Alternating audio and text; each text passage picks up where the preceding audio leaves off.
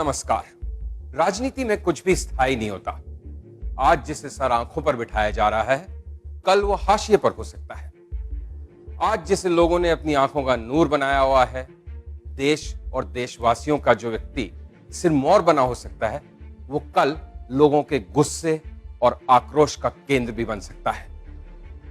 साथ ही king maker के इस अंक में एक ऐसे इंसान की दास्तां भी, जो दशकों तक राजनीति से कोसों दूर रहा, लेकिन परिस्थितियां कुछ ऐसी बदली, वक्त ने कुछ ऐसा पलटा खाया कि वो किंग मेकर बन गया। देश के चुनावों में आश्चर्यजनक जीत के बाद श्रीमती इंदिरा गांधी प्रधानमंत्री पद पर एक बड़े बहुमत के साथ लौटी हैं। इंदिरा गांधी शपथ लेते हुए उन्होंने जनता से अपने गरीबी हटाने के वादे को पूरा करने की प्रतिज्ञा ली। हमारा कार्यक्रम है तो सब भारतीयों के लिए, लेकिन ज्यादा ध्यान उन वर्गों पर दिया जाता है जो कमजोर कहलाते हैं। इसी सिलसिले में उनका पहला कदम बीमा कंपनियों का राष्ट्रीयकरण करना होगा। हालांकि विपक्षी पार्टियों को इस निर्णय से आपत्ति है।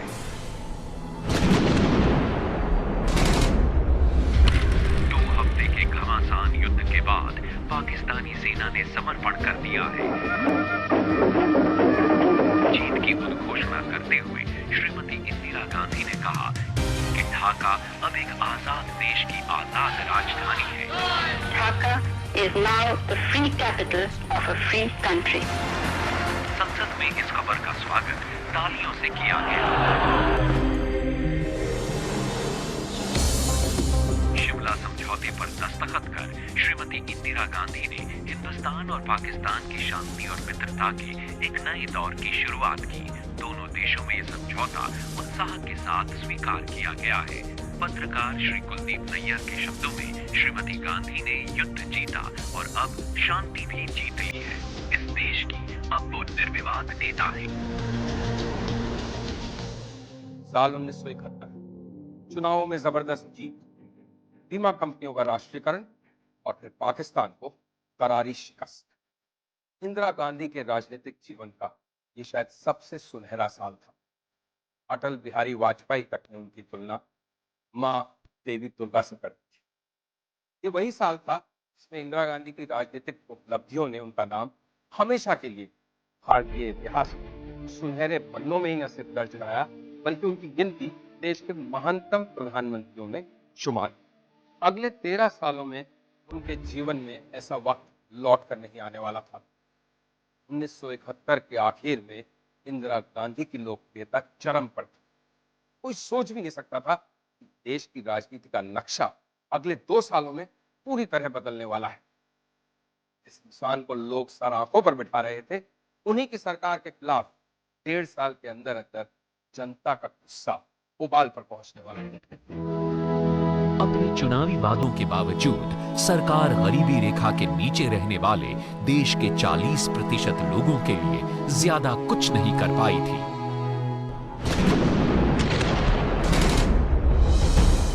उन्नीस 1971 के युद्ध के बाद अमेरिका ने आर्थिक मदद से इनकार कर दिया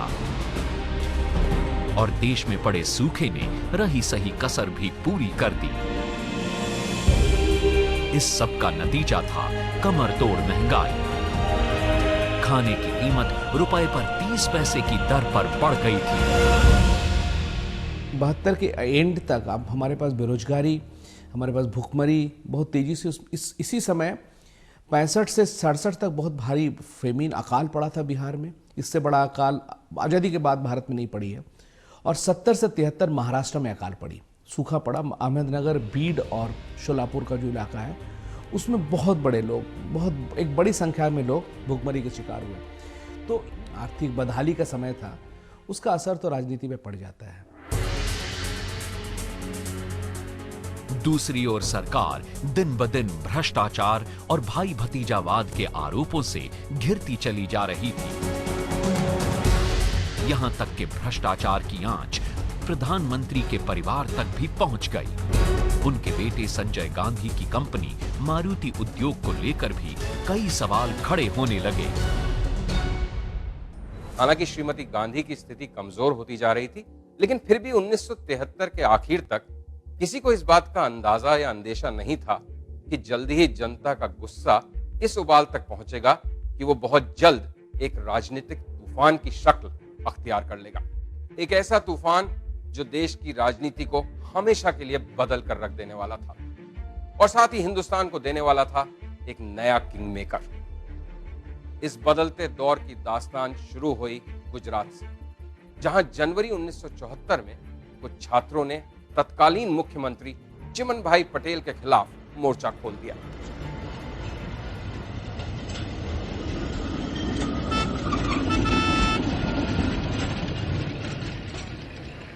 रुको रुको,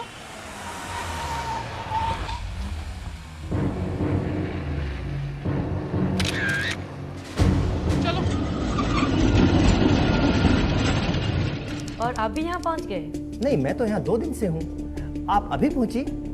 हाँ, कुछ देर पहले ही। पर वैसे ये होटल इतना सुनसान सा क्यों है? तकरीबन पूरे स्टेट में कर्फ्यू लगा हुआ है और जहाँ नहीं है वहाँ विरोधी पार्टियों ने बंद लगा के रखा है। पूरा स्टेट 1 महीने से चल रहा है। और ये सब सिर्फ कुछ कॉलेज के स्टूडेंट्स ने किया? नहीं नहीं नहीं नहीं, ये सही है कि इस सब की शुरुआत तब हुई जब कॉलेज के कुछ स्टूडेंट्स ने महंगाई के विरोध में कॉलेज की कैंटीन को जला के राख कर दिया। लेकिन अब तो ये आंदोलन राजनीतिक रूप ले चुका है। कैसे? जब कुछ स्टूडेंट्स ने दंगा शुरू किया तो चिमन भाई पटेल ने घबरा कर लाठीचार्ज करा दिया। अब उसमें कुछ स्टूडेंट्स तो मारे गए और बहुत सारे घायल हुए। इस सब में सरकार की बहुत किरकिरी हुई। अब लोगों में महंगाई के खिलाफ गुस्सा तो पहले से था ही और इस सब का फायदा उठाकर आरएसएस ने इस आंदोलन को और संगठित कर दिया। तो अब वो चाहते हैं कि चिमन भाई की सरकार को खारिज कर दिया जाए। भाई, इस बात का कौन फायदा नहीं उठाना चाहेगा? अब आप ही बताइए कि जिस स्टेट में कांग्रेस के पास 168 में से 140 सीट्स हों तो ऑपोजिशन इस बात को भुनाने में क्यों चूकेगा? अब ऑपोजिशन के पास इस बात के अलावा और चारा क्या है? लेकिन गुजरात तो मोरारजी देसाई का स्टेट है ना। अगर हवा कांग्रेस के विरुद्ध चल रही है तो देसाई जी का भी इसके विरोध में आना तय है। आज नहीं तो कल वो इस मोड़ पर तो पहुंच ही जाएंगे और अब इंदिरा गांधी के लिए अब असली मुसीबत खड़ी होने वाली है। लेकिन आपको लगता है कि इस तरीके से विरोध करके ऑपोजिशन कांग्रेस की सरकार को गिरा पाएगी? शायद, लेकिन ये महत्वपूर्ण बात नहीं है। बल्कि असली मुद्दा तो ये है कि अगर ऑपोजिशन गुजरात में सरकार गिराने में कामयाब हो जाती है तो यही फॉर्मूला क्या वो पूरे देश में लागू कर पाएगी? लेकिन केवल आंदोलन से काम नहीं चलेगा। उन्हें एक नया चेहरा चाहिए होगा, एक ऐसा लीडर जो राजनीति से दूर हो और सिस्टम से बिल्कुल भी जुड़ा हुआ ना हो। क्या ऐसे लीडर को वो इतनी जल्दी ढूंढ पाएंगे? आजादी की लड़ाई के दौरान जेपी या जयप्रकाश नारायण ने स्वयं को एक बड़े समाजवादी लीडर की तरह स्थापित कर लिया था। लेकिन स्वाधीनता के बाद पंडित नेहरू के कई न्योतों के बावजूद उन्होंने राजनीति में सक्रिय होने से इनकार किया और न ही कोई पद लिया। उन्होंने तय किया कि वो स्वयं को सामाजिक सुधार आंदोलनों के लिए समर्पित करेंगे। भूदान आंदोलन में भी उन्होंने भाग लिया। लेकिन 70 के दशक में श्रीमती गांधी और उनकी सरकार के अलोकतांत्रिक रवैये के खिलाफ जेपी ने मोर्चा खोलने की ठान ली। राजनीति में जेपी की वापसी एक घटना की वजह से हुई। मार्च 1974 में गुजरात की तरह बिहार के छात्रों ने भी सरकार के खिलाफ आंदोलन शुरू कर दिया। 18 मार्च को हजारों छात्रों ने पटना की विधानसभा को घेरने की कोशिश की। गुजरात सरकार की तरह ही बिहार सरकार ने भी घबरा कर लाठीचार्ज किया। जेपी पुराने सोशलिस्ट थे। पहले तो वो आज़ादी की लड़ाई में सबके साथ ही थे, गांधी जी के अनुयायी थे, जवाहरलाल नेहरू के बहुत अच्छे दोस्त थे। पर आज़ादी के बाद वो कांग्रेस से अलग हो गई। ये कई सोशलिस्ट पार्टीज जो थी कांग्रेस में से ही निकल के आई थी और उनमें से जेपी भी एक थे। इस वक्त फिर ये सारे जो ऑपोजिशन इंदिरा गांधी के खिलाफ हुई तो उन्होंने जेपी को अपना लीडर बनाया, क्योंकि जेपी का एक इमेज था, इंटेलेक्चुअल है, सोशलिस्ट है, उनका एक इमेज था, एक गांधीयन है, तो उनको उन्होंने सामने खड़ा करके ये मूवमेंट चलाई। 18 मार्च 1974 की इस घटना ने एक बार फिर जनता को सरकार के खिलाफ कर दिया। बिहार के छात्रों का मोर्चा जल्द ही एक आंदोलन में बदल गया, जिसके नेतृत्व के लिए उन्होंने जेपी को चुना। रातों रात जेपी भारतीय राजनीति के केंद्र बिंदु बन गए थे। उनका नाम देश प्रेम, देशभक्ति, सच्चाई और ईमानदारी का जैसे पर्याय बन गया था। लोग उन्हें एक मसीहा की तरह देखने लगे और उनकी तुलना महात्मा गांधी तक से की जाने लगी। और इस तुलना को स्वयं जेपी और उनके समर्थकों ने काफी प्रोत्साहन भी दिया। बिहार में छात्र आंदोलन को जेपी ने एक राष्ट्रीय शक्ल देने की कोशिश शुरू की और संपूर्ण क्रांति का नारा दिया। यह आंदोलन धीरे धीरे बिहार की सीमाओं से बाहर देश भर में फैलने लगा, खासकर उत्तर भारत में। बिहार में सरकार को खारिज करने की मांग अब देश में भ्रष्टाचार को समाप्त किया जाए, इस मांग में तब्दील होने लगी और साथ ही एक नया नारा भी बुलंद होने लगा, देश में नए चुनाव कराए जाएं। जेपी मूवमेंट करप्शन के खिलाफ शुरू हुई थी। मुझे याद है कि मैंने जब जेपी को इंटरव्यू किया था तो सतपथी उड़ीसा में जीती बाई इलेक्शन, तो जेपी ने कहा कि कम से कम उन्होंने वहाँ पे 5-6 करोड़ रुपया खर्च किया है। तो मैंने कहा कि भाई आप मिसेस गांधी से बताइए। कहता मैं गया हूँ मिसेस गांधी से मिलने, और वो कहती है कि हमारे पास तो पैसा ही नहीं। तो अब जब उसने देखा कि भाई अब रिस्पांस करप्शन के ख़िलाफ़ भी मिसेस गांधी का है तो नहीं है भाई, तो वो फिर जो मूवमेंट शुरू हुई तो इसी से बात शुरू हुई कि भाई करप्शन, लेकिन बाद में ये कि भाई जब तक ये सरकार रहेगी ये करप्शन रहेगी। तो फिर ये जो मूवमेंट थी आउस्टिंग मिसेस गांधी हो गई। विरोधी पार्टियों ने अपने सवाल का जवाब जेपी में देखा। कुछ ही महीनों में जनसंघ, कांग्रेस ओ, एसएसपी, बीएलडी, डीएमके और अकाली दल जेपी मूवमेंट का समर्थन करने लगे। बहुत से नेता उभर करके सामने आए, उनमें से बहुत से यंग भी लोग थे। बिहार में खासतौर से नीतीश कुमार और लालू यादव, और ज़्यादातर नेता वो थे जो जिनका संबंध सोशलिस्ट पार्टी से था, जो किसी न किसी प्रकार से जेपी से जुड़े हुए थे और जेपी की विचारधारा से सहमति रखते थे। जेपी मूवमेंट अब इतनी पॉपुलर हो रही है कि लोग सब उस तरफ जा रहे हैं। तो ये जो रीजनल पार्टियां थीं या ऑल इंडिया भी थे उनके खिलाफ, वो सब इसके लिए जेपी के साथ आ गए कि भाई इसके साथ हम भी तर जाएंगे, क्योंकि वो तो डूब रहे थे। जेपी जी, आपके आंदोलन का मकसद क्या है? भ्रष्टाचार का खात्मा। ये सरकार ने भ्रष्टाचार को धंधा बना दिया है। लाइसेंस सड़कों पर बिक रहे हैं, विदेशी बैंकों में करोड़ों रुपए का काला धन भरा पड़ा है। हजारों करोड़ों की संपत्ति, काला धन बैंकों में पड़ा हुआ है। और संजय गांधी मारुति फैक्ट्री के बहाने अपनी मनमर्जी कर रहे हैं और मिसेस गांधी चुप बैठी हुई। भ्रष्टाचार का मतलब केवल एक नैतिक सवाल नहीं है। हजारों करोड़ रुपए जो पब्लिक के ऊपर खर्चा करने चाहिए वो भ्रष्टाचारी ऑफिसरों की जेबों में जा रहे हैं।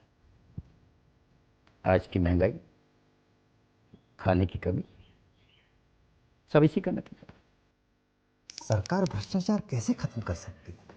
हमारे देश को राजनीतिक और समाज में सुधार चाहिए।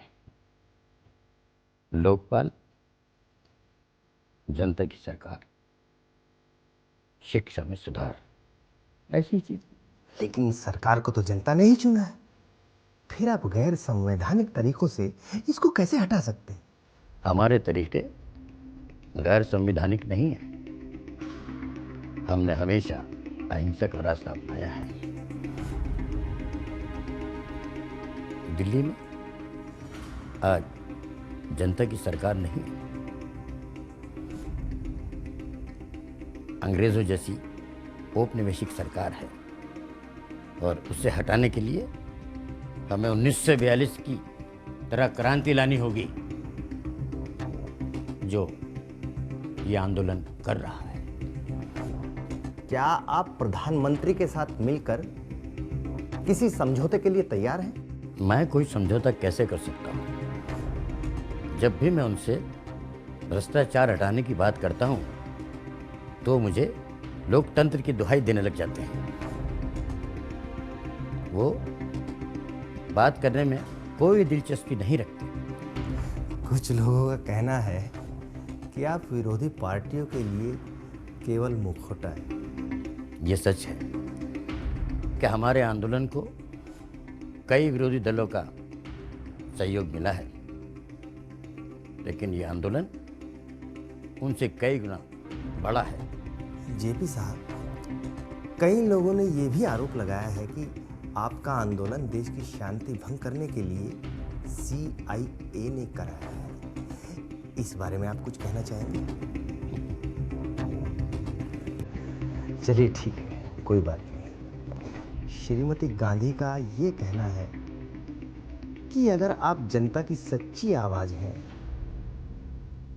तो आप चुनाव में उतरकर ये साबित कर सकते हैं। जैसे कि सब जानते हैं, मैं खुद कभी किसी सरकारी पद पर रहने में कोई दिलचस्पी नहीं रखता। हाँ, अगर मिसेस गांधी को हटाने के लिए हमारे आंदोलन को चुनाव में जाना पड़ा तो हम चुनाव लड़ेंगे। तो आपको लगता है कि आप मिसेस गांधी के खिलाफ चुनाव जीत सकते हैं? मिसेस गांधी अभी सपनों की दुनिया में जी रही हैं। ये बात अभी तक उनके दिमाग में नहीं आई है कि देश पूरी तरह से उनके खिलाफ हो चुका है। आपको लगता है कि आगे चलकर, मेरा मतलब भविष्य में, आपके आंदोलन को सबसे बड़ा खतरा क्या है? देखिए, जैसे जैसे हमारा आंदोलन आगे बढ़ता जाएगा, ये सरकार तानाशाही की तरफ मुड़ती चली जाएगी और सत्ता में रहने के लिए मिसेस गांधी कुछ भी कर सकती है। और धीरे धीरे जब उन पर जनता का दबाव बढ़ेगा तो वो अपने सारे सच्चे रंग दिखाती चली जाएंगी। मुझे पता है कि पिछले कई महीनों से मिसेस गांधी मुझे हिरासत में लेने के लिए बहाना ढूंढ रही है, लेकिन हम इस तानाशाही से डरने वाले नहीं हैं। जेपी के आंदोलन को मिसेस गांधी ये समझती थी कि ये सिर्फ इंदिरा को हटाने की बात है, कोई और आंदोलन में बात नहीं। और कितनी दफ़ा वो कह चुकी थी कि ये जो है कि भाई सब मेरे खिलाफ है और मुझे ही इसको निकालना चाहते हैं। इंदिरा गांधी ने बहुत दिन तो इस मूवमेंट को काफ़ी छूट दी।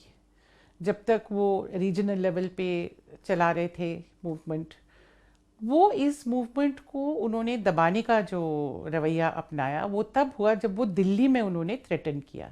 रामलीला ग्राउंड में जेपी ने आके एक बहुत बड़ी रैली की।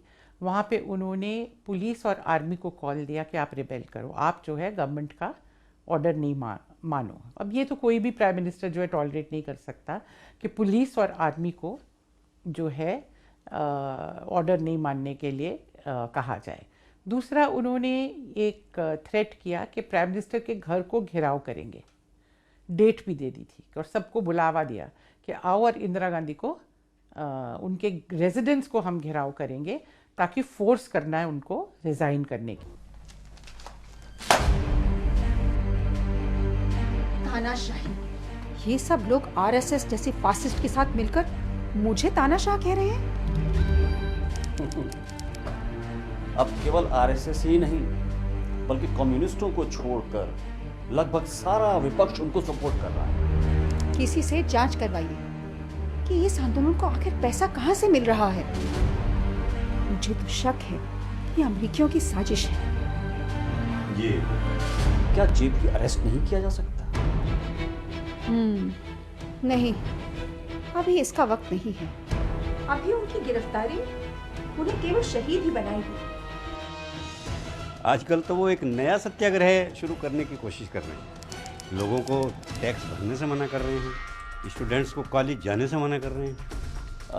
जहाँ तक सड़कों पर शोर मचाने तक का सवाल है, वहाँ तक तो सब ठीक है, लेकिन लोग उनके आंदोलन के लिए इतनी बड़ी कीमत अदा नहीं करेंगे।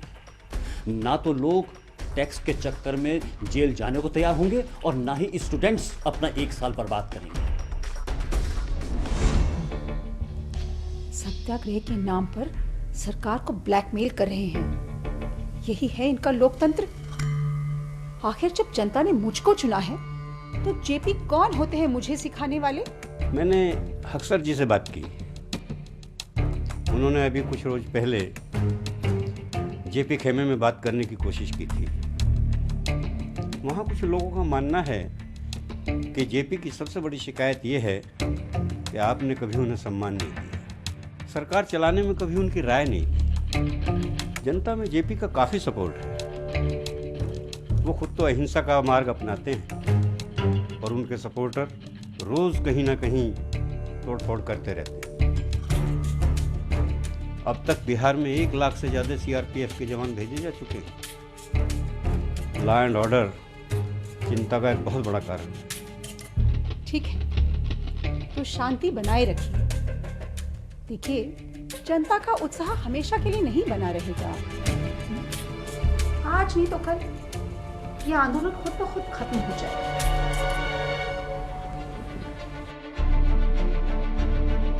लेकिन जेपी मूवमेंट सरकार के लिए केवल बाहरी ही नहीं बल्कि अंदरूनी खतरा भी पैदा कर रहा था।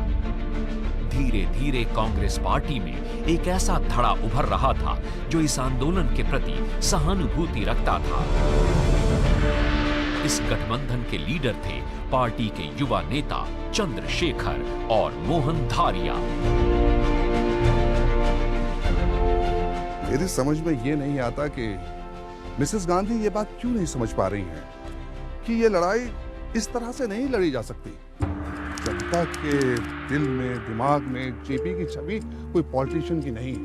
अगर मिसेस गांधी इस लड़ाई को अगर राजनीति के दायरे में रहकर लड़ेंगी ना, तो जेपी को तो कुछ करने की आवश्यकता ही नहीं, वो तो खुद ब खुद चीज है।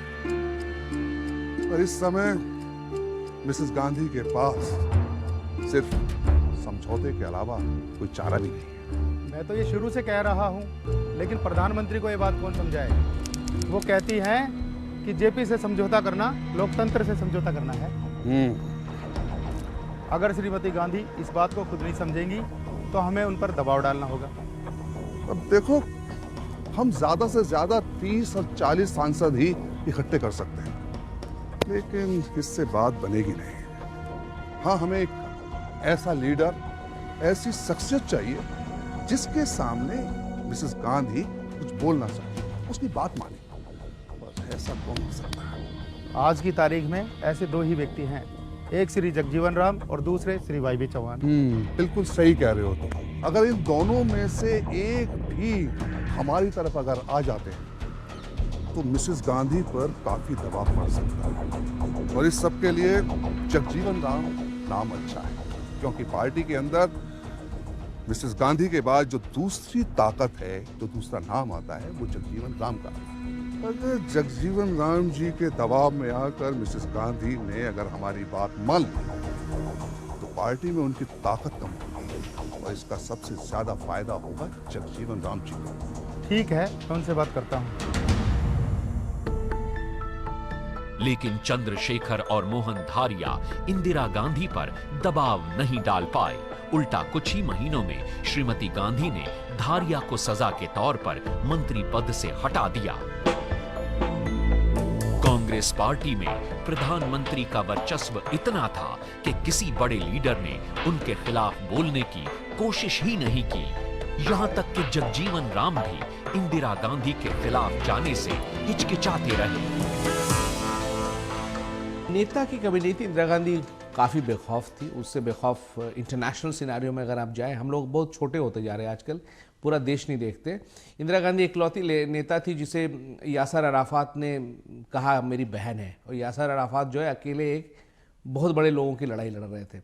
तो बेखौफ तो इंदिरा गांधी अकेले, उन्होंने अमेरिका के खिलाफ वियतनाम से लेकर 71 तक वॉर में उन्होंने अकेले नेतृत्व दिया है इसका, देश का। उधर जेपी खेमे में भी सब ठीक नहीं था। आंदोलन के राजनीतिक संघर्ष में उबाल देखकर जेपी के पुराने मित्र और सहयोगी विनोबा भावे ने भी उनको रोकने की कोशिश की। विनोबा भावे शायद उस प्रकार से इंदिरा गांधी के खिलाफ नहीं थे जिस तरह से जेपी थे, बल्कि कहा जा सकता है कि विनोबा भावे इंदिरा गांधी के करीब थे और कांग्रेस का समर्थन भी करते थे, और खामोशी से लोग कहते हैं, पता नहीं सही है गलत, इमरजेंसी को भी उन्होंने सपोर्ट किया। और जेपी जो है बिल्कुल उनका उल्टा रुख था। वो इमरजेंसी के तो बहुत सख्त खिलाफ थे, इंदिरा गांधी के भी खिलाफ थे, इंदिरा गांधी की नीतियों के भी खिलाफ थे, और जनता पार्टी के लीडर थे। लेकिन इन विरोधियों के बावजूद दोनों पक्ष एक दूसरे से समझौता करने के लिए राजी नहीं थे, बल्कि ये दोनों प्रतिद्वंद्वी अपने मतभेदों को बढ़ाते ही चले गए। जुलाई 1975, पिछले 15 महीने में आंदोलन पूरे उत्तर भारत में फैल गया था, लेकिन इंदिरा गांधी थी कि बदलते वक्त का आईना देखना ही नहीं चाहती थी, और जेपी के साथ समझौता तो दूर, वार्ता के लिए भी तैयार नहीं हो रही थी। उनका यह रवैया उनको कमजोर कर रहा था। दूसरी तरफ विपक्षी पार्टियों का विरोध, कांग्रेस में भी अंदरूनी विरोध, और साथ ही जनता का बढ़ता आक्रोश और गुस्सा, सब कुछ उनको कमजोर कर रहा था, उन पर दबाव बढ़ रहा था। इसी बीच श्रीमती गांधी को लगा एक और धक्का। इलाहाबाद हाई कोर्ट के नतीजों के लिए कोई भी तैयार नहीं था। इसके बजाय पूरे देश की निगाहें गुजरात पर लगी हुई थीं, जहां उसी दिन चुनाव का नतीजा आना था। इसी एक दिन एक तरफ गुजरात में कांग्रेस बुरी तरह से हार गई, तो दूसरी तरफ कोर्ट के फैसले ने इंदिरा गांधी का प्रधानमंत्री और सांसद का पद अवैध करार दिया। जो इलाहाबाद हाई कोर्ट जजमेंट थी, उसमें उन्होंने कहा था कि हम इसको 6 साल के लिए डिस्क्वालीफाई करते हैं क्योंकि इसने गवर्नमेंट मशीनरी यूज़ की, और दूसरा इसके साथ साथ हम राजनारायण की जो पिटीशन है उसको एक्सेप्ट करते हैं, और लेकिन इसको 1 महीना हम देते हैं कि उसमें जो अगर अपील करना चाहती है, जो अगर ठीक है, अच्छा, क्योंकि प्राइम मिनिस्टर थी। तो इसी दौर में जब इलाहाबाद हाई कोर्ट की जजमेंट आई, तो सचमुच वो उसके दिमाग में आया था कि भाई इतनी बड़ी कोर्ट का वर्डिक्ट है, मुझे हट जाना चाहिए टेम्परेरीली।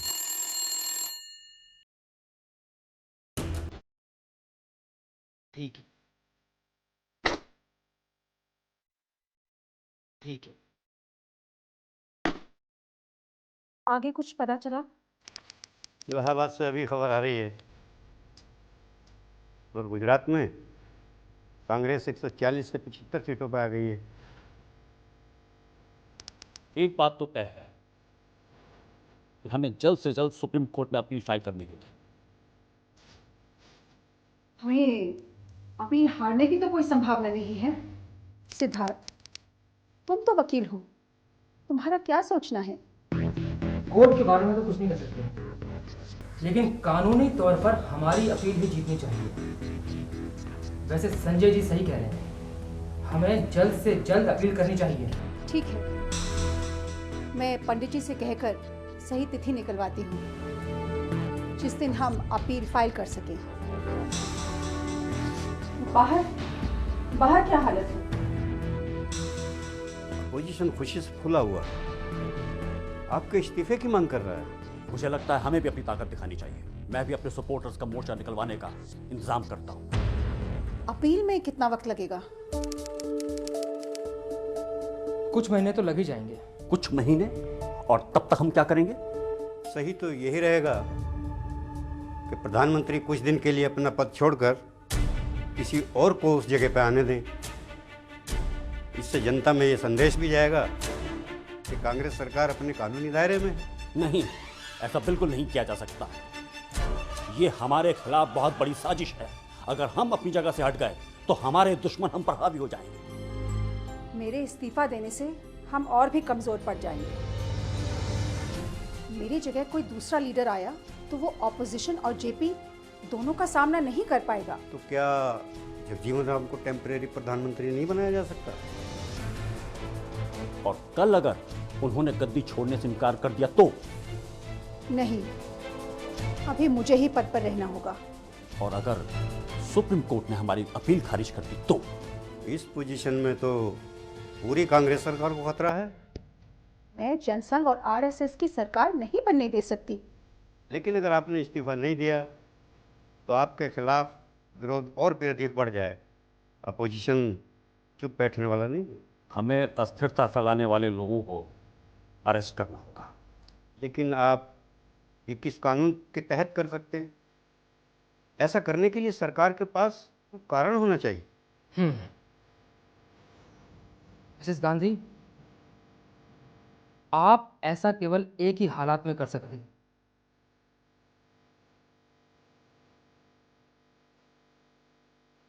अगर आप देश में इमरजेंसी डिक्लेयर कर दें तो।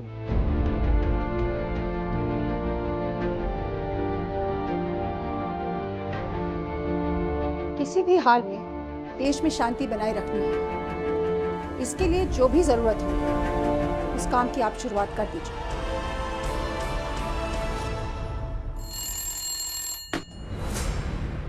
भारत सरकार एक बड़े कानूनी संकट में फंस गई थी। इलाहाबाद हाईकोर्ट के जस्टिस जगमोहन लाल सिन्हा का यह फैसला कुछ ऐसा था जिस पर आज भी बहस और विवाद जारी है। अधिकांश लोगों का मानना है कि जस्टिस सिन्हा का यह फैसला तारीखी फैसला था, लोकतंत्र के एक सजग प्रहरी की तरह दिया गया फैसला था, जिससे यह साबित होता था कि कोई भी व्यक्ति या पद कितना भी ऊंचा और शीर्ष क्यों ना हो, देश का कानून और संविधान उससे भी ऊपर है। लेकिन कुछ दूसरे लोग, खासकर इंदिरा गांधी के समर्थक, कांग्रेस समर्थक, उनका यह मानना रहा कि शायद यह फैसला व्यवहारिक नहीं था। कुछ इसी तर्ज पे था जैसे कि ट्रैफिक नियमों के उल्लंघन के लिए किसी सरकार को ही खारिज कर दिया जाए। बहरहाल उस एक फैसले से एक ही दिन में इंदिरा गांधी की सरकार और श्रीमती गांधी की नैतिक, कानूनी और राजनीतिक जमीन जैसे हिल कर रह गई। 12 जुलाई 1975 की सुबह कोई भी इलाहाबाद हाई कोर्ट के नतीजों के लिए तैयार नहीं था। कोर्ट के फैसले ने इंदिरा गांधी का प्रधानमंत्री और सांसद का पद अवैध करार दिया। भारत सरकार एक बड़े कानूनी संकट में पड़ गई थी। जस्टिस जगमोहन लाल सिन्हा का फैसला कई लोगों के लिए कानूनी नहीं तो व्यावहारिक तौर पर जायज नहीं था। फैसला तो सही था, लेकिन मैं समझता हूं कि ऑफेंस को इतना बड़ा नहीं था। ये तो इसी तरह है कि जैसे आप मक्खी को मारने के लिए वैसे एक छड़ी भी इस्तेमाल कर सकते हैं या कुछ, लेकिन ये हथौड़ा भी मार सकते हैं। तो मैं समझता हूँ कि ये रिस्पांस बहुत ज़्यादा था। मतलब जो हाई कोर्ट का फैसला कि भाई 6 साल से निकालता है, इतना कोई उसने किया नहीं जिससे हो। और मैं अब भी समझता हूँ कि अगर मिसेस गांधी उस वक्त कहती कि भाई ये फैसला है, मैं लोगों के पास आती हूँ, लोग मुझे बताएं कि क्या करें, तो वो चुन के फिर आ जाती। स्थितियां दिन ब दिन विस्फोटक बनने लगी।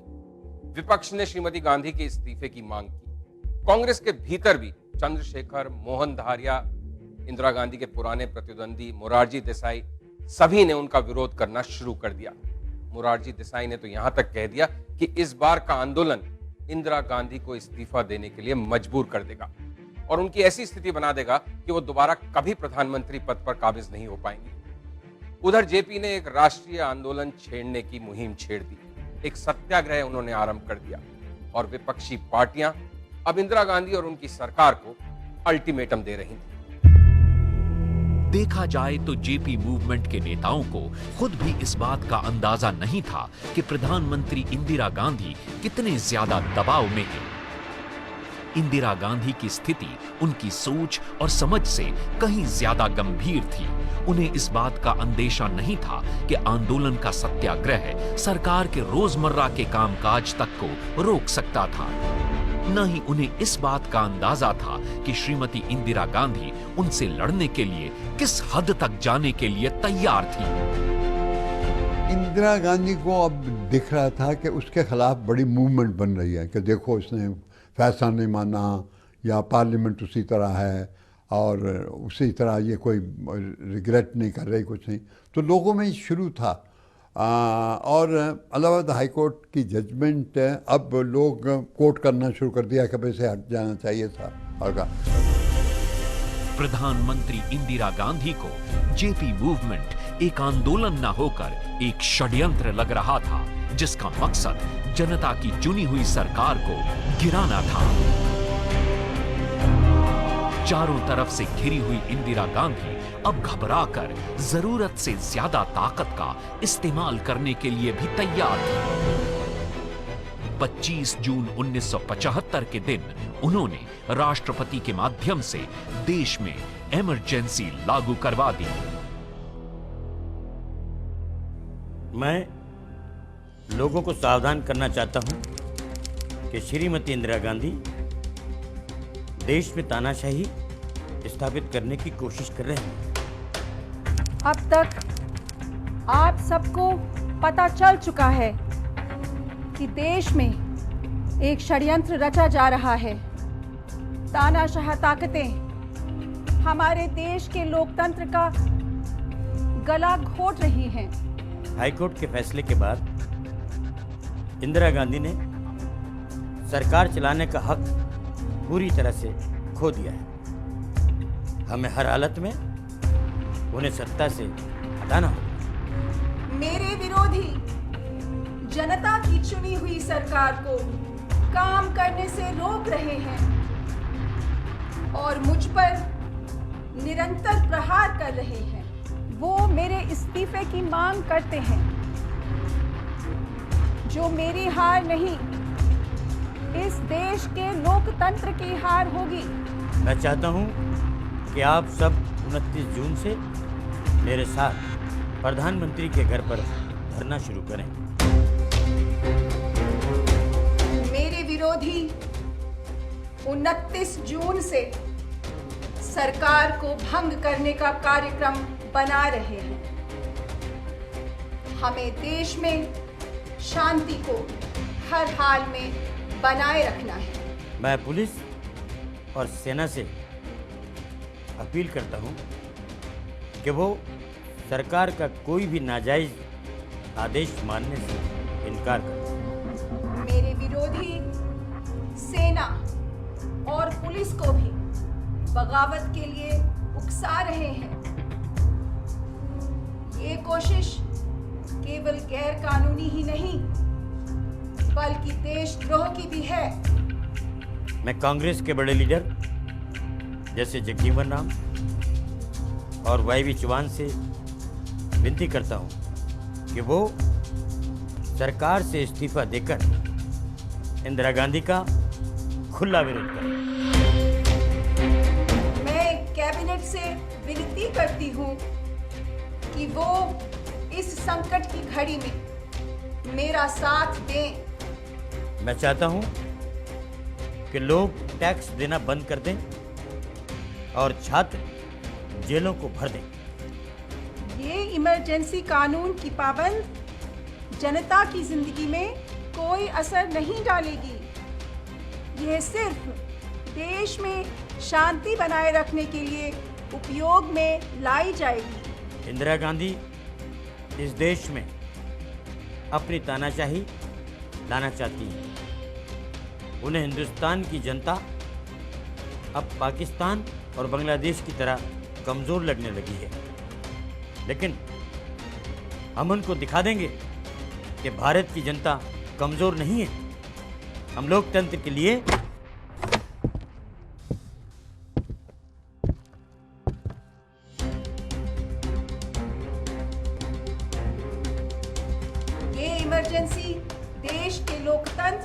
और शांति की सुरक्षा के लिए लागू की गई है।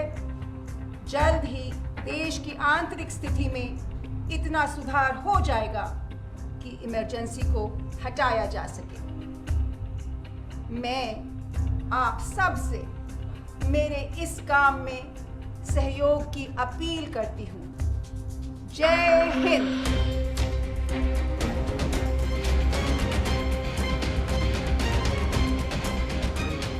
अब क्या? हिंदुस्तान की राजनीति अब उस मोड़ पर थी जहां नए समीकरण बन रहे थे। माहौल तैयार था इंदिरा गांधी को हटाने के लिए और जमीन भी तैयार थी एक नए प्रधानमंत्री के लिए। जेपी अब तक एक बड़ी राजनीतिक ताकत बन चुके थे। आने वाले वक्त में वो एक नए किंग मेकर की भूमिका अदा करने वाले थे और इस जबरदस्त राजनीतिक उठापटक के बीच एक नेता की देश की सबसे ताकतवर कुर्सी तक पहुंचने की अपनी बरसों पुरानी साध भी पूरी होने वाली थी। लेकिन इस नए किंग मेकर और नए किंग की कहानी किंग मेकर के अगले अंक पे सिर्फ फोकस न्यूज में।